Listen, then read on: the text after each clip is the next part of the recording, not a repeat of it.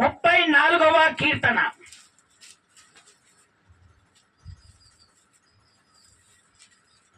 34వ కీర్తన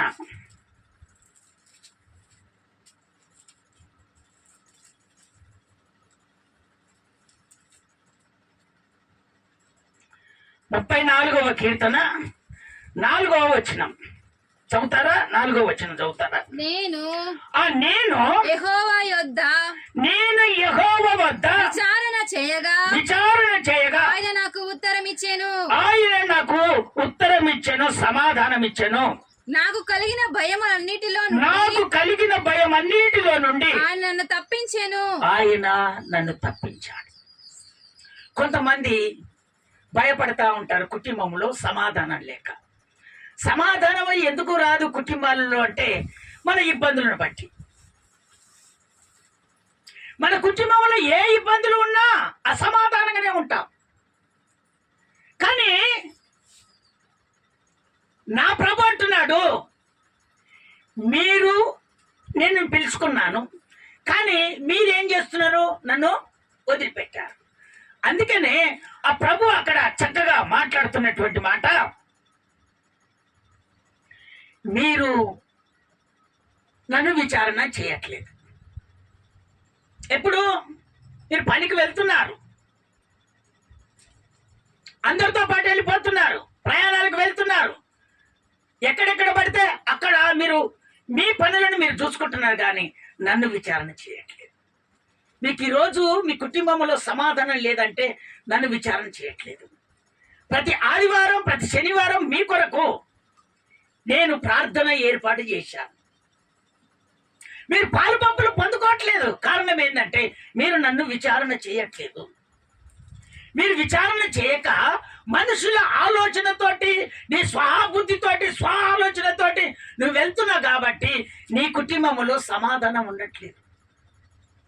నీకు సమాధానం ఉండకపోవటము అదే దేవుడు చెప్తున్నటువంటి మాట. అయితే ఇప్పటి నుంచి సమాధానం కలగాలంటే మీరు నాకు మొరపెట్టాలి. ఏ విధంగా? కన్నీటితో మొరపెట్టి ప్రార్థన చేసినప్పుడు ఖచ్చితంగా మీకు ఆ భయాల నుంచి నేను విడుదల కలగజేసి మీ కుటుంబంలో నేను సమాధానం కలగజేస్తానంతే. ఇక మీరు మొరపెట్టండి, ప్రార్థన చేయండి, నేను ఖచ్చితంగా సమాధానం. మీరు ఎందుకు భయపడుతున్నారు? ఎన్ని కష్టాలు మాకేనా అని మీరు భయపడుతున్నారా? ఇన్ని బాధలు మాకే అని మీరు భయపడుతున్నారా? ఎందుకు భయపడుతున్నారు? మీరు ఇది వరకైతే దేవుని విచారణ చేయలేదు. ఇప్పుడు ప్రభు నీతో మాట్లాడుతున్నాడు, నేను నిన్ను పిలుచుకున్నాను, నన్ను వదిలిపెట్టావు, ఇప్పటికి కూడా నేను నిన్ను పిలుచుకుంటున్నాను, ఇప్పటికి నేను నిన్ను పిలుచుకుంటున్నాను. నువ్వు ఒక్కటే చేసేది, నువ్వు మొరపెట్టు, కన్నీరు కార్చి మొరపెట్టు, ప్రార్థన చేయి. నేను ఖచ్చితంగా నీకు జవాబిస్తాను, సమాధానం ఇస్తాను, మీ భయములన్నిటినీ నిన్ను తొలగిస్తానంతే. కానీ మీరు నన్ను విచారణ చేయండి. నేను దేవుడిని కనుక, మీ కార్యాలు చేస్తున్నటువంటిని కనుక మీరు నన్ను మర్చిపోకూడదు. నేను మిమ్మల్ని పిలుచుకున్నాను, మీరు నా దగ్గరికి వచ్చి మీరు విచారణ చేయండి, మీ భయములో నుండి నేను తొలగిస్తానని నా ప్రభు నీతో మాట్లాడుతున్నాడు. ఒక్క హల్లెలూయా చెప్తారా గట్టిగా? ఇంకొకసారి గట్టిగా చెప్తారా? చూడండి, ఆ దేవుడు మాట్లాడుతున్నటువంటి మాట నిర్గమకాండము 2వ అధ్యాయము 23వ వచనం. నిర్గమకాండం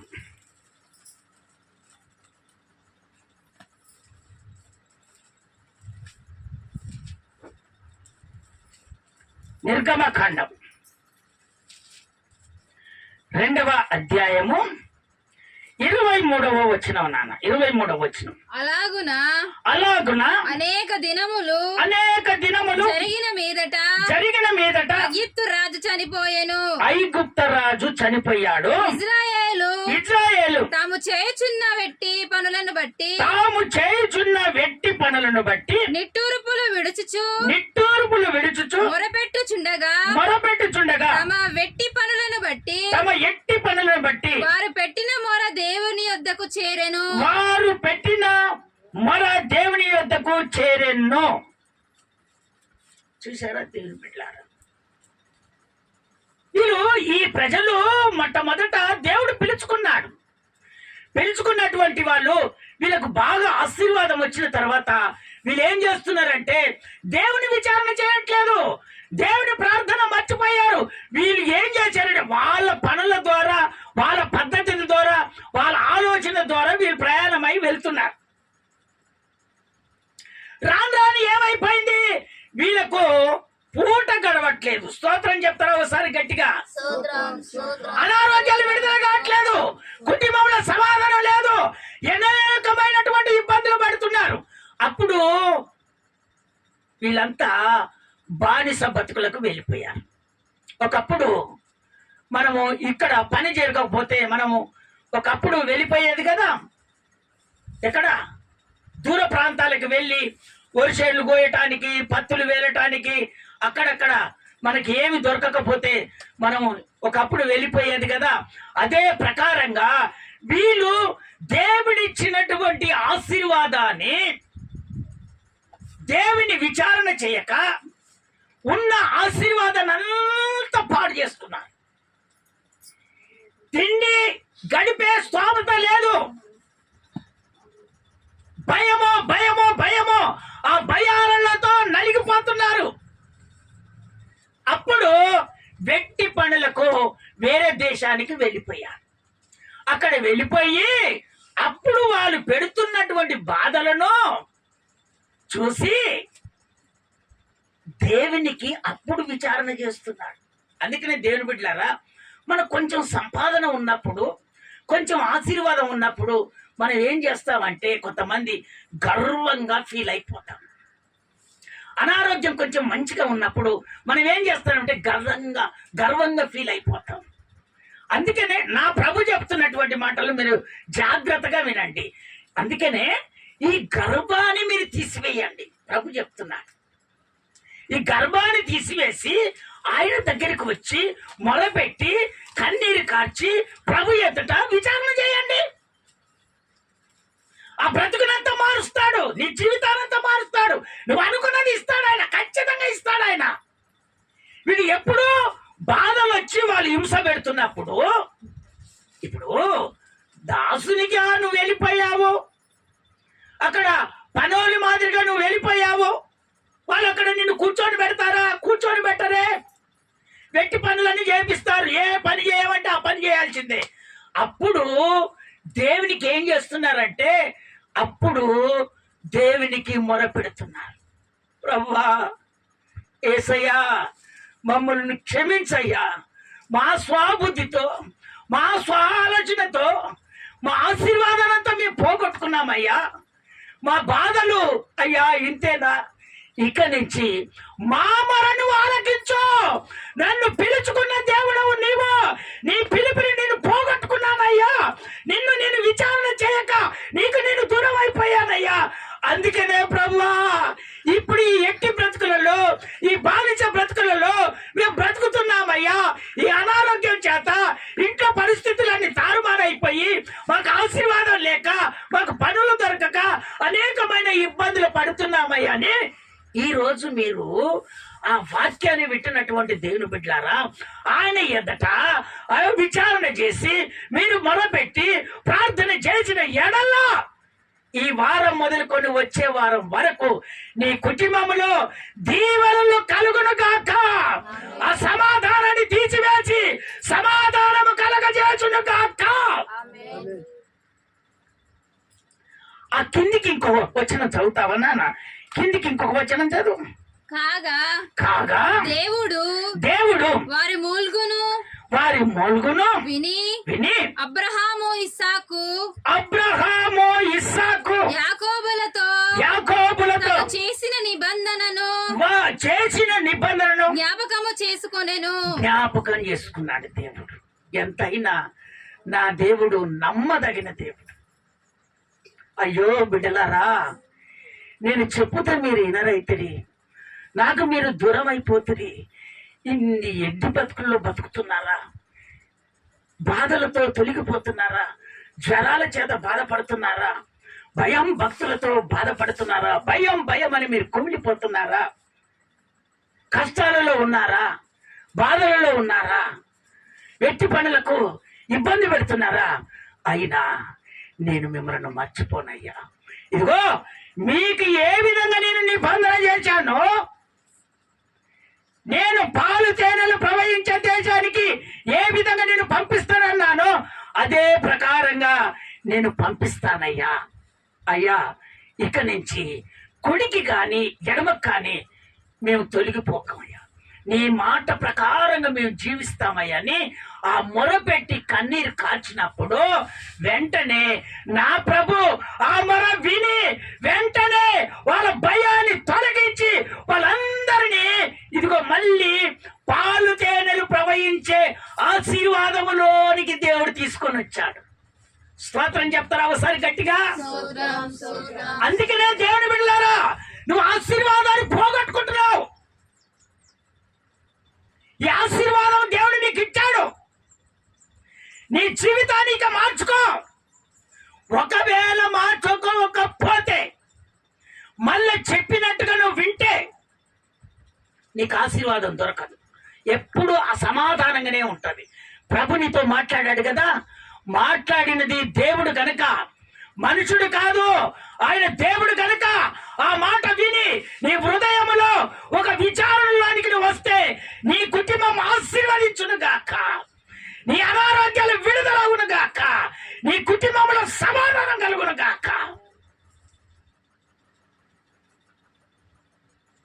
అందుకనే ఆ ప్రజలు ఏ విధంగా వాళ్ళు మళ్ళీ యేసయ్య దగ్గరకు వచ్చి, అయ్యా మమ్మల్ని జ్ఞాపకం చేసుకోమని ప్రార్థన చేసుకోక, ఇదిగో మీకు నిబంధన చేశానమ్మా, ఇదిగో నిబంధన చేశానయ్యా, మిమ్మల్ని పాలు తేనెలు ప్రవహించే దేశానికి పంపిస్తానని నేను చెప్పాను గారు మీరు వినలేదు, నాకు విచారణ కలగచేయలేదు.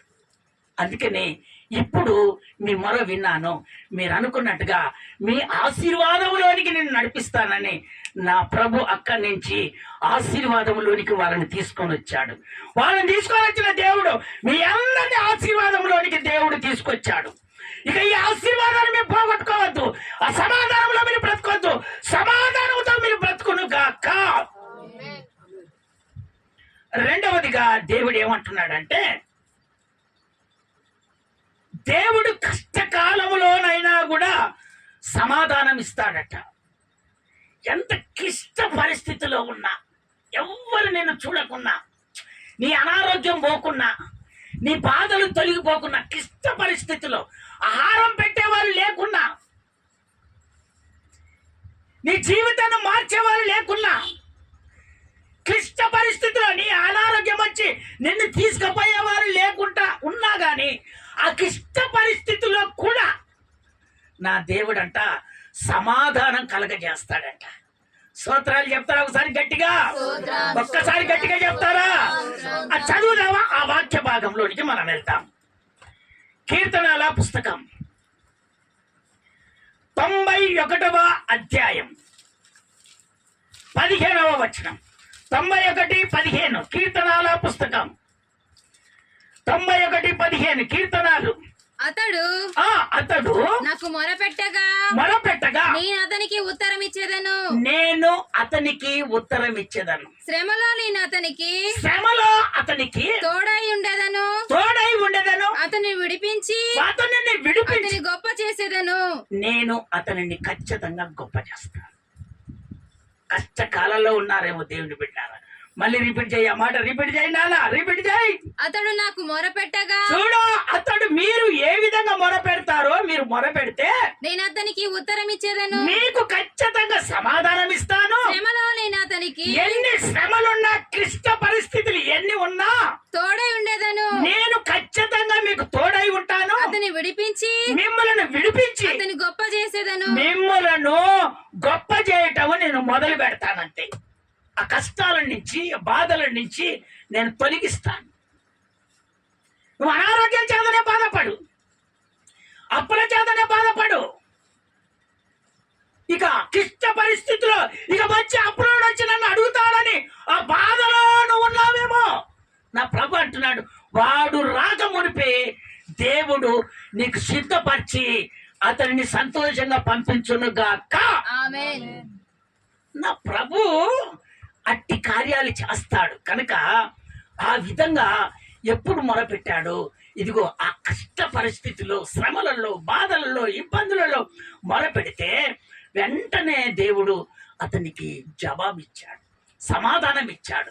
ఆ సమాధానంగా బ్రతుకుతున్నటువంటి అతనిని దేవుడు ఎన్ని శ్రమలున్నా ఆ శ్రమలలో నుంచి దేవుడు ఇదిగో సంతోషపరిచాడు. ఆయనను సంతోషపరిచిన దేవుడు ఖచ్చితంగా మీ అందరిని సంతోషపరచునుగాక. ఆమేన్. చూడండి దేవుని బిడ్డలారా, ఆ దేవుని వాక్యంలోనికి మనం వెళ్దాము. దేవుని వాక్యంలోనికి మనం వెళ్దాం. ఆది కాండంలోనికి వస్తారా? ఆది కాండం 21వ అధ్యాయము. ఆది కాండం 21వ అధ్యాయము. ఆది కాండం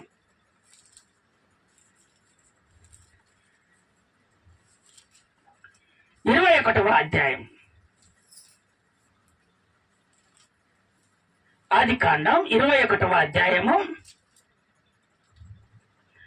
16వ వచనం నాన్న. 16వ వచనం. ఈ పిల్లవాన్ని ఈ పిల్లవాడిని చావు నేను చూడలేనని అనుకొని విట్టివేత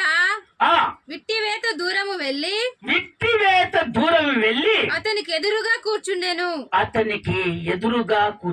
ఆమె ఎదురుగా కూర్చుండి ఆమెకు ఎదురుగా కూర్చోండి ఎలుగెత్తి ఏడ్చింది. ఈమె ఎవరో తెలుసా? ఈమె పేరు అగర్, ఒక తల్లి. ఈమె పేరేం పేరు? అగర్.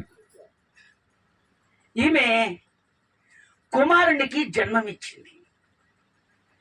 జన్మమిచ్చినటువంటి ఈ తల్లిని భర్త ఏం చేశాడంటే,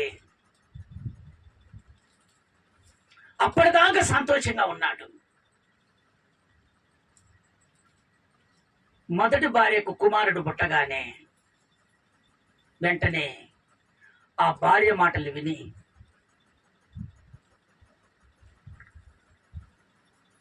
నువ్వు ఎల్లగొడతావా అంతే, వాడు వారసునిగా మా ఇంట్లో ఉండొద్దు, అది దాసి కుమారుడు వారసుడిగా ఉండదు, ఎల్లగొడతావా. చూడండి దేవుని బిడ్డలారా, వెంటనే ఆమె చెప్పిన దానికి వెనక ముందు అడక వెంటనే ఒక తిత్తి నిండా నీళ్లు పోసి సర్ది కట్టి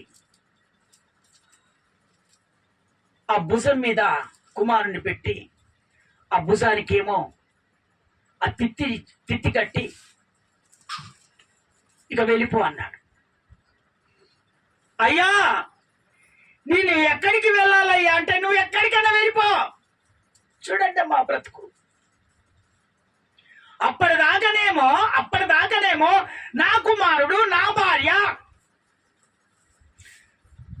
నా సంతోషము అనేమో.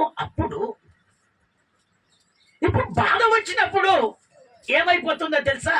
ఇదిగో ఈ పిల్లవాడిని, ఈ దాసిని నా ఇంట్లోకి వెళ్ళి వెళ్ళగొట్టు అనగానే, అయ్యా నేను ఎక్కడికి వెళ్ళాలయ్యా, ఎటు పోవాలయ్యా, లేదు నువ్వు ఎక్కడన్నా వెళ్ళిపో అని ఆ పిల్లగాన్ని చంకన పెట్టుకొని ఆ తిత్తి భుజం మీద పెట్టుకొని ఇక బయలుదేరి వెళ్తుంది. ఇక ఎవ్వరు లేరు అడవిలో. బేర్షెబా అడవిలో ఒక్కతే ఏడ్చుకుంటా పిల్లగాని ఎత్తుకుంటా, ఇదిగో అని భుజం మీద ఎత్తుకొని, భుజం మీద నుంచి ఇదిగో సంఖకి ఎత్తుకొని, సంఖ కింద నుంచి వాడు ఇక అనేకమైన బాధలు పెట్టుకొని ఇక ఆమె ఆ కుమారుని తీసుకొని వెళ్తా ఉంది.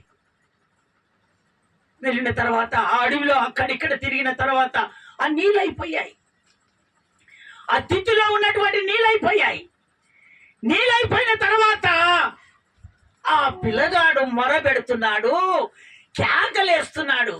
కేకలేస్తున్నా, అమ్మా దప్పిక, అమ్మా దప్పిక, అమ్మా దప్పిక అని ఆ పిల్లవాడు ఆ అడవిలో కేకలేస్తున్నాడు. ఆ కేకలేస్తుంటే ఆ తల్లి ఏం చేసింది కదా, ఈ పిల్లవాడిని తీసి విసిరేసింది కదా. ఇక నా వల్ల కాదు, ఈ ఏడుపు నేను చూడలేను. విసిరేసి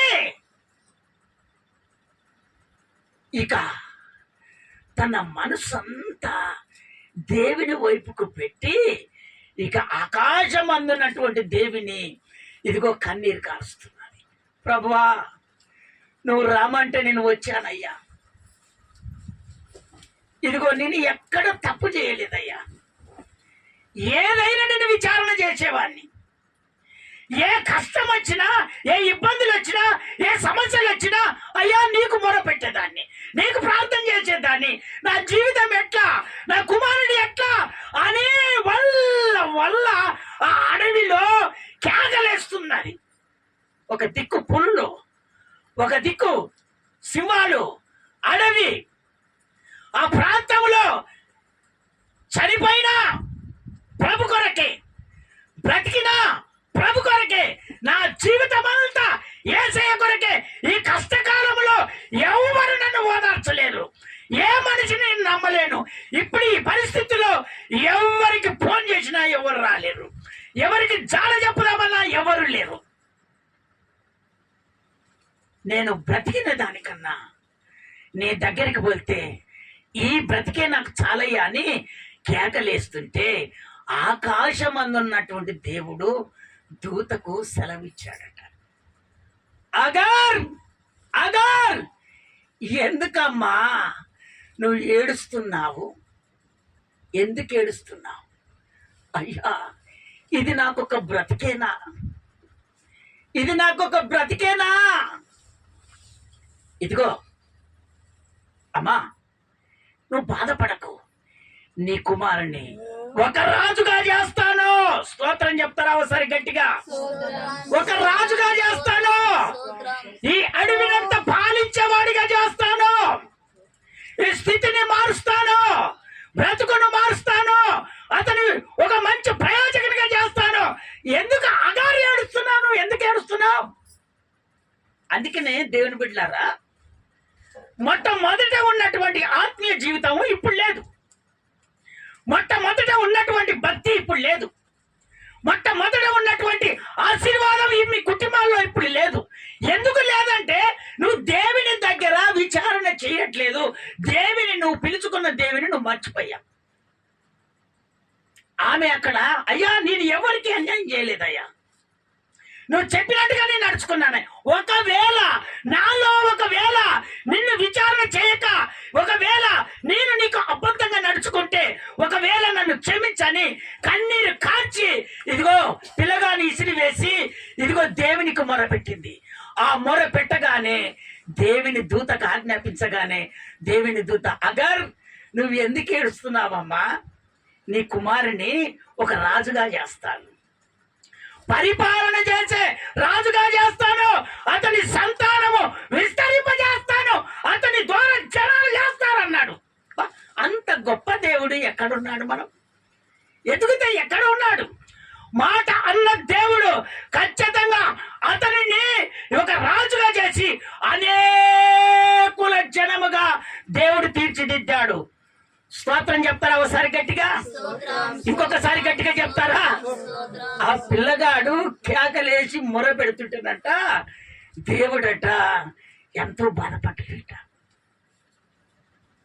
అయ్యా నీవైనా నాకు దిక్కయ్యా, మా అమ్మ ఇసిరేసిందయ్యా, తల్లి ఒక దిక్కు ప్రార్థన చేసింది, నా తప్పుంటే క్షమించయ్యా, నా బాధను తొలగించయ్యా, ఈ కష్టకాలంలో ఎవరు నన్ను ఆదరించలేరయ్యా, నీవు మాత్రమే. కట్టుకున్న భర్త వదిలిపెట్టాడు,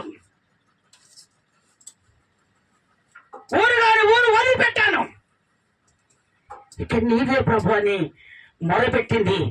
వెంటనే నా ప్రభు అతనిని ఒక రాజుగా చేసి అనేక జనాలను అతని వంశములో దేవుడు తీర్చిదిద్దాడు.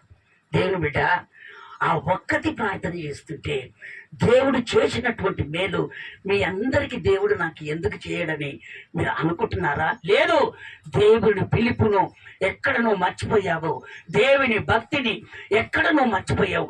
ఒక్కసారి నీ హృదయానికి ఆ వాక్యము వెళ్ళినప్పుడు నువ్వు తట్టుకొని చూసుకో ఒకసారి. అయ్యా, నీకు ఎక్కడైనా నేను పడిపోయాను, అందుకనే నా జీవితం మారట్లేదయ్యా, నా బుద్ధి మారట్లేదయ్యా, నా పరిస్థితులు మారట్లేదయ్యా, నా జీవితం మారట్లేదయ్యా అని ఒక్కసారి వాక్యం విన్నటువంటి దేవుని బిడ్డలారా, ఒక్కసారి నీ హృదయంలో ఈ వాక్యాన్ని స్థిరపరచుకొని మనసు పూర్తిగా వాక్యాన్ని లోపలికి పంపించుకోండి. అప్పుడు దేవునికి మీరు ఏకమైపోండి. మీ జీవితంలో సమాధానము కలుగును గాక. ఆమెకు చేసిన దేవుడు ఖచ్చితంగా కష్టకాలంలో ఎన్ని బాధలు ఉన్నాయో దేవుడు వాళ్ళకు చేసిన దేవుడు మనకు ఖచ్చితంగా నా దేవుడు చేస్తాడు. ఇంకా మూడవదిగా ఒక్క మాట చెప్పి నేను ముగిచ్చేస్తాను. మూడవదిగా తొందరగానే వెళ్తున్నాను. మూడవదిగా ఒక్క మాట చెప్పి నేను ముగిచ్చేస్తాను. మూడవది ఏంటంటే, విశ్వాసముతో ఎదురు చూస్తే ఖచ్చితంగా సమాధానం కలుగుతుంది. కొంతమంది దేవుని బిడ్డలు ఏం చేస్తారంటే విశ్వాసముతో ఎదురు చూస్తారు, విశ్వాసముతో ఎదురు చూస్తారు. ఎదురు చూసి దేవుడు చేసే ఆ సమయంలోనే విశ్వాసాన్ని పోగొడతారు. పోగొట్టి హాస్పిటల్ అంటారు. పోగొట్టి ఎందుకంటే ఒక్క సూది వేస్తే కొన్ని రోజులు పని చేసుకోవచ్చు, కానీ ఆ సూది నీకంతా అయ్యి నేనేం చేస్తుంది తెలుసా? తొందరగా బలహీనతలోనికి తీసుకొని వెళ్తుంది. అందుకనే నా ప్రభు ఏం చెప్తున్నాడంటే, నేను స్వస్థపరిచినది నీకు జీవితాంతం ఉంటుంది, నువ్వు కృంగిపోవు, నిన్ను లేపగలిగినటువంటి దేవుణ్ణి అని దేవుడు నీతో చెప్తున్నాడు మాట. ఆయన మర్మంగా నీతో మాట్లాడుతున్నాడు. విశ్వాసంతో ఉండు. ఆ విశ్వాసం తగ్గట్టుగా నీ కుటుంబంలో నా దేవుడు సమాధానం కలగజేస్తాడు. డబ్బులు పెట్టనవసరం లేదు, నా ప్రభు కార్యం చేస్తాను అంటున్నాడు, చేశాడు అంతే. రిజల్ట్ నార్మల్ వచ్చును కాక. మాట ఇచ్చిన దేవుడు ఖచ్చితంగా నెరవేర్చడానికైనా శక్తిమంతుడు. స్వాతంత్రం చెప్తారా ఒకసారి గట్టిగా? చూడండి, ప్రభు అంటున్నాడు మత్తయి సువార్త 7వ అధ్యాయము 7వ వచనం. మత్తయి సువార్త 7వ అధ్యాయము 7వ వచనం. మత్తయి సువార్త, నేను ఎత్తుకున్న బైబిల్. మత్తయి సువార్త, ఇద్దరున్నారు. అడుగుడి మీకు ఇయ్యబడును, వెతుకుడి మీకు దొరుకును. ఖచ్చితంగా దొరుకుతుంది. అడుగుడి, మీరు విశ్వాసముతో మీరు అడగండి, నేను ఖచ్చితంగా ఇస్తాను. వెతకండి, నన్ను వెతకండి. మీరు వెతకట్లేదు నన్ను, మీరు వెతకండి. మీరు ఎప్పుడు వెతికినా నేను ఖచ్చితంగా దొరుకుతాను. మీకు అనుకున్న కార్యాన్ని నేను ఖచ్చితంగా చేస్తాను. విశ్వాసములో ఉండి నేను ఎప్పుడు ప్రార్థన చేసినా నీ ఎదుట నేను నిలబడతాను. ఎప్పుడు మొరపెట్టినా నీ పక్కనే ఉంటాను. నీ జవాబు కొరానికి, నీ ప్రశ్న కొరానికి నేను ఎప్పుడు ఎదురు చూస్తూనే ఉన్నాను. కానీ మీరు అడగట్లేదు, మీరు అడగండి. నేను ఖచ్చితంగా ఆ విశ్వాసాన్ని బట్టి నేను ఖచ్చితంగా కార్యం చేస్తాను. చూడండి ఆ మాట మార్కు సువార్త 10వ అధ్యాయము 47వ వచనం. 10వ అధ్యాయము 47వ వచనం. మార్కు సువార్త. ఈయన నజరేయుడైన యేసు అని వాడు విని దావీదు కుమారుడా యేసు నన్ను కరుణింపుమని కేకలు వేయ మొదలు పెట్టాడు. ఎవరైనా ఈయన ఎవరు? కళ్ళు లేనివాడు. చూడండి, అంధకారం, చీకటి, బిచ్చమడుకునేవాడు. ఆ దారిలో ఏరుకో పట్టణానికి వెళ్తున్నాడు దేవుడు. వెళ్తుంటే ఆ దారిలో బిచ్చమడుకుంటున్నాడు ఇతడు. వాళ్ళంతా మాట్లాడుకుంటూ వెళ్తుంటే చూపు లేదు కదా, వాళ్ళంతా మాట్లాడుకుంటుంటే ఇక్కడ దావీదు కుమారుడు వెళ్ళిపోతున్నాడు, దావీదు కుమారుడు అందరిని బాగు చేస్తున్నాడు, వెళ్ళిపోతున్నాడు. ఆ మాట విన్నాడు. విని కేకలేస్తున్నాడు, దావీదు కుమారుడు. మళ్ళీ రిపీట్ చేయ మాట, రిపీట్ చేయి. ఈయన నజరేయుడైన యేసు అని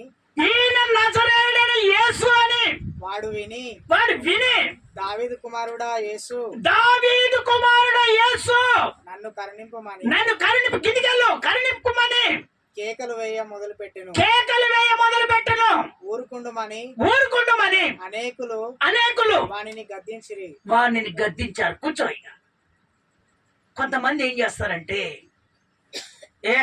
నీకు చేస్తాడయ్యా, నువ్వు దేవుని దగ్గరికి నువ్వు ఏడ వస్తావు, నీ కండ్లే అవుపడవు, ఇంతమందిని తోచుకొని నువ్వు రాగలుగుతావా? ఏమయ్యా, నీ అనారోగ్యం బాగలేదు, నువ్వు అక్కడ దాకా దేవుని మందిరంలో నువ్వు కూర్చుంటావా? ఏమయ్యా, నువ్వు కొంచెం దూరంగా ఉండు, నీకు అన్ని పుండ్లు అయిపోయాయి. ఏమయ్యా, నీకు జ్వరం, ఆ లేవలేని పరిస్థితుల్లో నీ దేవుడు నీకు చేస్తాడా? ఏమయ్యా, నీ నోరు లేదు, నీకు దేవుడు దేవుని దగ్గరికి పోతే చేస్తాడా అని వీళ్ళు ఏం చేస్తారంటే కొంతమంది హెచ్చరిక చేస్తారు, మేలు పొందుకోకుండా.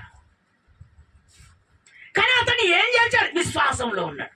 యేసయ్య అనేకులకు చేస్తున్నాడు, ఆయన నా కళ్ళు ఖచ్చితంగా తెరుస్తాడని వాళ్ళు అన్నా కూడా వదిలిపెట్టలేదు.